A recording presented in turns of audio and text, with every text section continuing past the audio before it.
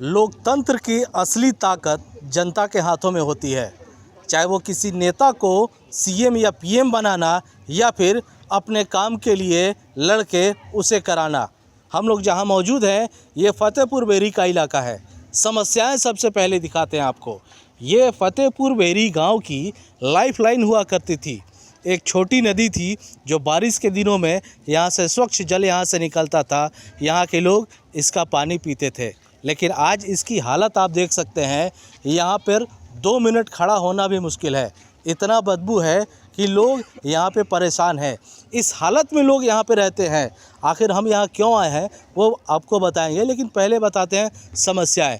आप यहाँ की निवासी हैं, ये जो देख रहे हैं आप, ये इससे किस तरह से परेशान हैं आप लोग? हमारे यहाँ आप देख रहे हो कि कितनी गंदगी फैली हुई है और गंदगी के कारण हमारे यहाँ का जो वाटर लेवल पानी जो पीने के योग्य भी नहीं है, जिससे हमारे समाज के अंदर बहुत सी बीमारियाँ पैदा हो गई है। इस बीमारी से मतलब जैसे कैंसर जैसी भयानक बीमारी उत्पन्न हो रही है। और हमारे यहाँ की हम चाहते हैं कि अपने यहाँ की सरकार से कि जल्द से जल्द ये हमारी समस्या का समाधान हो और हमारी जो समाज के जो समस्या है इसकी आवाज़, इसका समाधान करने के लिए हमारे ऋषिपाल महाशय जी ने ये आवाज़ उठाई है, जो 3-4 साल से इसका लगातार इसकी लड़ाई लड़ रहे हैं। हम उसका बहुत बहुत धन्यवाद करते हैं और सरकार से यही अनुरोध करते हैं कि हमारी इस समस्या का जल्द से जल्द इसका समाधान हो। जी देखिए, ये महिला इन्होंने 2 बातें कही। एक तो इन्होंने मदद मांगी सरकार से, दूसरा यहाँ के जो लोकल समाज सेवी हैं ऋषिपाल जी, उनका जिक्र किया। आखिर क्या वजह है जो यहाँ के लोग सरकार के भरोसे कम और यहाँ के जो समाज सेवी हैं उनके भरोसे ज़्यादा है? इसका उदाहरण हम आपको दिखाते हैं। ये ऋषिपाल महाशय जी है, यहाँ के निवासी हैं। इनके हाथों में जो आप फाइल देख रहे हैं, दरअसल ये सरकारी कार्य का फंड है और इस फंड की जो राशि है वो 8 करोड़ से ज़्यादा की है। जी हाँ, आप देख सकते हैं 8 करोड़ से ज़्यादा की है। और ये किस वजह से हुआ ये आपको बता दें। इस फंड को लाने का कार्य ना किसी नेता ने किया, ना किसी डिपार्टमेंट ने किया, बल्कि नेता और डिपार्टमेंट तो सो रहे थे। यहाँ के लोग हैं, ऐसे समाज सेवी हैं जो अपने क्षेत्र के विकास के लिए कानून का दरवाज़ा खटखटाकर कानून की लड़ाई लड़के इतना फंड लेके आए हैं। ऋषिपाल जी, सबसे पहले मैं जानना चाहूँगा, इस लड़ाई को आप कितने सालों से लड़ रहे हैं और किस तरह के हालात? मैं इस लड़ाई को भाई साहब काफ़ी वर्षों से लड़ाई लड़ रहा हूँ, लेकिन रेगुलर 2019 से तो हम रेगुलर इसकी लड़ाई लड़ रहे हैं। तो हमने 2019 में पहली बार डीएम साहब और पूरे डिपार्टमेंट को बुलाया था। सांसद रमेश बिदुड़ी जी भी आए थे, उन्होंने पार्लियामेंट में इसका मुद्दा लगाया था। जब दिल्ली सरकार की तरफ से हमें कोई रिलीफ नहीं मिला तो मैंने एनजीटी कोर्ट में असौला फतेहपुरी गाँव वासियों के सबके सहयोग से एनजीटी कोर्ट में हमने इसको कोर्ट केस कर दिया। तो एनजीटी कोर्ट ने 17/2/2021 को दिल्ली के चीफ सेक्रेटरी को आदेश दिया था कि इस नाले पर तुरंत एक्शन लिया जाए, तो इसको बनाया जाए। तो दिल्ली के चीफ सेक्रेटरी के आदेश से इसमें कमेटी बनी थी। कमेटी में जो हमारे साउथ डिस्ट्रिक्ट है उसको एडीएम साहब उसको हेड बने थे और उनमें 4 उसमें पार्टी बनाई थी, जैसे पीडब्ल्यूडी है, दिल्ली जल बोर्ड है, फ्लड डिपार्टमेंट है और एमसीडी है।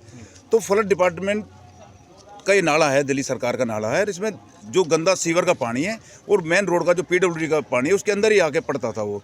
तो कोर्ट ने उनको आदेश दिया था भाई सब अपने अपने काम को इस पर तुरंत निपटाए। तो अपने एनजीटी कोर्ट ने आदेश दे दिया साकेत कोर्ट में, तो हमारा साकेत कोर्ट में केस चला गया। जब साकेत कोर्ट में केस गया, दिल्ली सरकार ने इस पर कोई भी कार्रवाई नहीं करी, तो फिर हमको 4/8/2023 को हम उल्टे दिल्ली हाई कोर्ट में हमने रिट लगाई, कंटम में लगाई, जिसमें चीफ सेक्रेटरी को हमने कंटम में लिया था। चीफ सेक्रेटरी के आदेश से इसमें फिर आदेश हुआ कि भाई जो जल बोर्ड है वो अपना काम करेगा और जो पीडब्ल्यूडी है वो अपना काम करेगा और एमसीडी अपना काम करेगी और जो फ्लड डिपार्टमेंट अपना काम करेगा।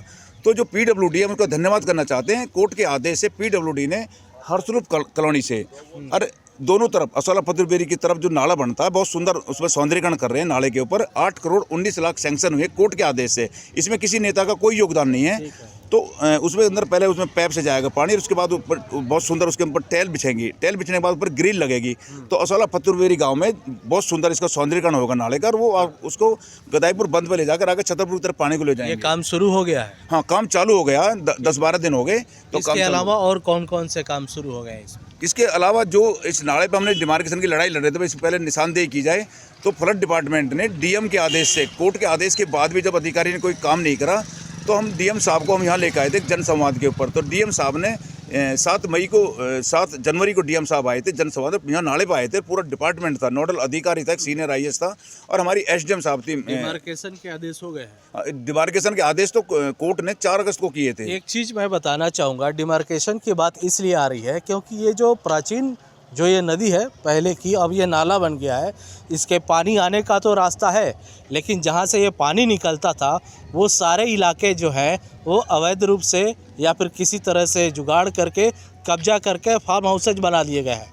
बरसात के दिनों में हालत ये होती है कि जो इस नाले में पानी आता है, एग्ज़िट ना होने की वजह से ओवरफ्लो होता है और आप अगल बगल में जितने भी घर देख रहे हैं, नीचे का फ्लोर का जो हिस्सा होता है वो पूरा पानी भर जाता है। माता जी यहाँ पे रहती हैं, किस तरह से हालात होते हैं बरसात? हमारी बड़ी दुर्गति है जी। अभी तो बारिश भी ना हो रही, अभी चल के देखो, जाकर देखो क्या हाल हो रहा हमारे घर में। अरे आपकी इतनी उम्र हो गई, कितने सालों से ये समस्या देख अजी हम तो बूढ़े हो रहे, हम तो मरने वाले हैं, हम तो ऐसे देखते आ रहे हैं। हालात ये है, सरकारें आती हैं, वादे करती हैं, दावे करती हैं, लेकिन काम के लिए ये नजरें बूढ़ी हो गई। लेकिन अभी भी क्षेत्र में जो काम होना चाहिए वो नहीं दिखा, कुछ भी ना दिख। आप बताइए अम्मा, किस तरह से समस्या है यहाँ पे? हम बता। मक्खी मच्छर हो रहे जी, अब खड़ा भी नहीं हुआ जा रहा जी। बदबू बहुत बुरी आती है, घर में तक जाती है बदबू। ये तस्वीरों में हम नहीं दिखा सकते हैं, लेकिन आप यकीन मानिए यहाँ पे 2 मिनट भी खड़े होना बदबू के कारण बहुत मुश्किल है। लेकिन ये लोग मजबूर हैं, इनकी जिंदगी इस नाले के बगल से गुजरती है। क्या कहेंगे आप? सर बिहार से गाने से यही दिन आ गए, ये नाले के पास हम इतनी गंदगी में रहते हैं कि जो गुरुजी का मेला चलता तो वो भी बाथरूम यहीं आता है, जो राधा स्वामी चलता है तो उसका भी गंद बह के इसमें आता। हम खाने दरवाजे लगा लगा के हम खाना खाते हैं, हमारे घर के अंदर देखा जा जाके। दरअसल एक वो जो नक्शा होता है, जो पूरे क्षेत्र की गंदगी कहीं डंप की जाती है। फतेहपुर गेपेरी गांव का ये जो इलाका है, ये कुछ न कुछ वैसा ही हो गया है। पूरे क्षेत्र की जो गंदगी है वो यहीं पे आती है। मैम क्या कहेंगी, किस तरह से दिक्कत है यहाँ? सर मैं तो काफ़ी सालों से देख रही हूँ, 8 साल हो गए मुझे यहाँ पर रहते हुए, और मैं भी यही गंदगी देख रही हूँ, जो गंदगी चल रही है। ये इससे बीमारियां भी फैलती हैं, बीमारियाँ काफ़ी फैल रही है, घरों में बहुत ज़्यादा कैंसर चल रहा है। हमारे काफ़ी घरों में 8-9 मौत भी हो चुकी है कैंसर की वजह से। पानी इतनी बड़ी समस्या इतने सालों से है। आपके समाज सेवी ऋषिपाल जी अब इसको एक ट्रैक पे ला रहे हैं, ये काम शुरू होने जा रहा है। कितनी राहत होगी आप लोगों को? बहुत ज़्यादा राहत होगी। अम्मा क्या कहेंगी, जो इतने सालों से नेता ने नहीं किया, ऋषिपाल जी अपने फंड से करोड़ों का फंड लेकर के आए। सर देखो, ये पटना चाहिए। ये कितने ही कौंसलर बन लिए, कितने ही एमएलए बन लिए, हमारे करतार जी भी बन लिए, बहुत बड़ी सीट पे भी आ चुके हैं वे, बहुत वादे किए हैं उसने भी, पर आज तक इस नाले की कोई सुनवाई नहीं हुई है। सर हम बहुत खुश हैं, जो आप हमारे इस गंद को हटा दो, हमारी बीमारी को हटा दो। हमारे बच्चे इतने परेशान हैं, हमारी बहू बेटी इतने पानी से लिकड़ती हैं इससे गंद से जब बारिश होती है। ये बेहद शर्म की बात है। जो महिलाएं आप देखिए, ये गांव की महिलाएं हैं, यहाँ पे आने के लिए ये पर्दा करती हैं, ये यहाँ की परंपरा है। लेकिन बरसात के दिनों में एक बेशर्मी होती है, क्योंकि पानी में से गुजरना इनके लिए बहुत शर्म की बात हो जाती है। हमारी एक ताई थी कस्तूरी, वो गुजर गई थी, उसकी डेड बॉडी भी हमने इतने ऊंचे पर धर दी, पर लेकिन पानी नहीं रुक पाया। नहीं कोई करतार आया, नहीं कोई ब्रह्म सिंह आया, नहीं कोई गांव का बलराम आया, नहीं एमएलए आया, ना कोई करतार आया, ना कोई ब्रह्म सिंह आया तो ऋषिपाल आया। क्योंकि ऋषिपाल महाशय इस लड़ाई को जब थक गए, सारे डिपार्टमेंट से, सारे नेताओं से हार के, तो इन्होंने अपने क्षेत्र के विकास के लिए, हक की लड़ाई के लिए कोर्ट का दरवाज़ा खटखटाया। सर जो आप फंड लेके आए हैं, कौन कौन से डिपार्टमेंट हैं जो अब मजबूर हो गई हैं कि इस क्षेत्र में उनको काम करना ही पड़ेगा? जैसे दिल्ली जल बोर्ड है, दिल्ली जल बोर्ड जितनी भी सीवर का काम है तो दिल्ली जल बोर्ड कर रहा है। तो दिल्ली जल बोर्ड की अब ऐसी गुंडागर्दी चल रही है यहाँ के मतलब नेताओं के कारण। जब तक एसटीपी नहीं बनेगी तो सीवर कैसे पड़ जाएगा? तो सारे सीवर का पानी इसी नाले के अंदर आ रहा है, जबकि कोर्ट का सख्त आदेश है कि जब तक एसटीपी नहीं बनेगी आप इस नाले के अंदर कोई सीवर नहीं डालोगे। ये ऋषिपाल जी, जहाँ तक मैं समझ रहा हूँ, ये उन लोगों की एक तरह से कहा जाए होशियारी है, क्योंकि कोर्ट में उनको रिपोर्ट दिखाना है, लेकिन उस सीवर के पानी को कहाँ जाएगा उसका इंतज़ाम करने से पहले सीवर बना दिए और समस्या वही रहेगी, वो पानी फिर एक बार इसी नाले में आएगा। बीमारी फिर वैसे ही फैलेगी। नहीं, जब तक आगे नाले का हल नहीं हो जाएगा। अब नाले जैसे फ्लड डिपार्टमेंट है, काफ़ी लड़ाई लड़ने के बाद, काफ़ी कोर्ट के आदेश के बाद, और जब डीएम साहब ने जब बताया ना 7 जनवरी को हमने डीएम साहब बुलाया था, यही मौके पाए थे, डीएम साहब मौके पाए थे, एसडीएम साहब मौके पाए थे, सारे बड़े अधिकारी मौके पाए थे। उन्होंने डीएम साहब ने सख्त आदेश दिए थे कि 15 दिन के अंदर इसकी डिमार्केशन की जाए। अब इसकी डिमार्केशन हो गई है परसों, तो डिमार्केशन होने के बाद अब डीएम साहब के पास रिपोर्ट रखी जाएगी और वो इसमें ये एक्विजिशन के लिए फाइल चलेगी। एडीएम साहब उसको फाइल को चलाएंगे, जमीन एकबार हो जाएगी तो बहुत खुशी की बात है कि गांव में लाखों परिवारों की ज़िंदगी बच जाएगी। तो मैं तो यही कहना चाहूँगा कि जो भी काम हो रहे हैं इसमें किसी की नेता का कोई अधिकार नहीं है, सिर्फ दिल्ली हाई कोर्ट और एनजीटी कोर्ट के आदेश से ये सारे काम हो रहे हैं। चाहे सीवर का हो, चाहे नाले का काम हो, चाहे मेन रोड पर जो नाला बन रहा है उसका काम हो, चाहे एमसीडी का भी कोई काम है, सफाई का भी, तो दिल्ली हाई कोर्ट के आदेश से हो रहे हैं, एनजीटी कोर्ट के डायरेक्शन में। इसके अलावा किसी का भी कोई योगदान नहीं है। और मैं वाल्मीकि समाज का धन्यवाद करना चाहता हूँ कि वो बेचारे हर बार उनके घर में पानी भर जाता, लेकिन उसके बाद भी उन्होंने हिम्मत नहीं हारी और मेरे जैसे एक गरीब आदमी की ये लोग मदद करते हैं। लोकतंत्र की बात है। देखिए, इनकी जवाब सुन के एक बूढ़ी अम्मा ने तालियां बजा दी। ये इसलिए है क्योंकि नेता आते हैं चुनाव के टाइम पे और वो सिर्फ वोट के लिए आते हैं, लेकिन कई दशकों से जो लोग यहाँ पे परेशान हैं उसके लिए कोई नहीं आता। जी बताइए सर, आप यहाँ आइए, ये बताइए क्या कहना चाहते हैं आप, बताइए। मैं दो ही बात बोलना चाहता हूँ। हमारे ऋषिपाल महाशय जी भरपूर कोशिश कर रहे हैं। ये ना ही किसी पार्टी से लालची हैं, बल्कि सर्व समाज के साथ में संगठन कर रहे हैं। लेकिन बट यहाँ सबसे ज़्यादा वाल्मीकि समाज परेशान है और कोई परेशान नहीं है। अदर कास्ट कोई भी परेशान नहीं है। आप देख सकते थे स्थिति कैसी है। यहाँ पे बीजेपी आई, आम आदमी पार्टी आई, बहुत आए, बहुत चले गए, बातें करके चले जाते हैं, लेकिन अभी तक इस चीज़ का समर्थन कोई नहीं हुआ और ना ही होने वाला। अब तो ये 8 करोड़ का प्रोजेक्ट अपनी लड़ाई लड़के लेके आए हैं, लेकिन इनका मैं धन्यवाद करता हूँ। लेकिन इनके साथ पता कि एकजुट होने की हमें ताकत दिखाने की ज़रूरत है। बट इसमें क्या है, संकोच करते लोग बाहर, क्योंकि सबसे ज़्यादा अब यहाँ है क्या, अभी गर्मी आ रही है, सर्दी आ रही है, यहाँ तो वाल्मीकि समाज इतना तंग है कि पूछा मत ना। हम तो देखिए ये एक उदाहरण है कि अपने क्षेत्र के विकास के लिए सिर्फ आप नेताओं के भरोसे नहीं रह सकते। ऋषिपाल जी, आप जो काम कर रहे हैं ये बेहद सराहनीय है।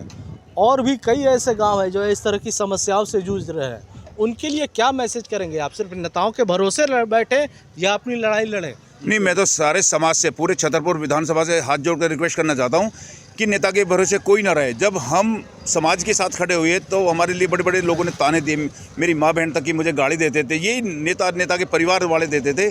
तो मैं तो पूरे समाज को ये कहना चाहता हूँ कि सब अपने एक जागृत हों और एक मुट्ठी में करें और अपनी आवाज़ सरकार से उठाने के लिए दिल्ली हाई कोर्ट या कोर्ट का हमें दरवाज़ा खटकाना ही पड़ेगा, क्योंकि सरकार यहाँ कोई भी काम नहीं कर सकती।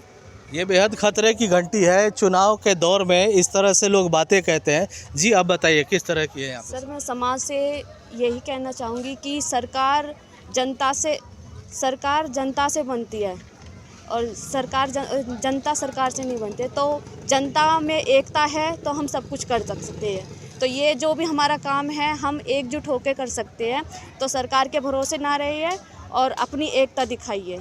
तो हम अपने श्री मान्य ऋषिपाल महाशय जी के साथ में हर कदम हर पल साथ खड़े हैं, क्योंकि वो हमारे लिए हर समस्या के लिए काफ़ी मेहनत कर रहे हैं, लड़ाई लड़ रहे हैं। तो हम सरकार नेताओं से ज़्यादा हम अपने श्रीमान्य ऋषिपाल महाशय जी के साथ में, हमारे यहाँ की पूरी वाल्मीकि कॉलोनी और पूरा गुर्जर समाज और यहाँ के फतेहपुर छतरपुर के सब समाज, हम अपने सेवक जो हमारे ऋषिपाल जी हैं हम उनके साथ में खड़े हैं। इन्होंने एक बात कही कि सरकारें जो है वो जनता से बनती है।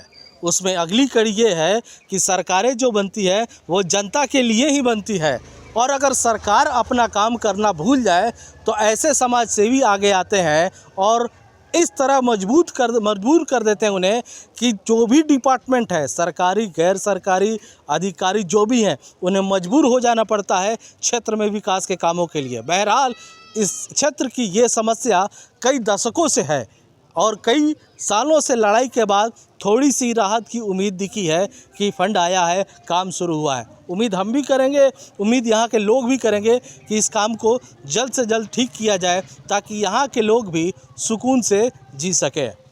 अमरदीप कुमार, दिल्ली तक।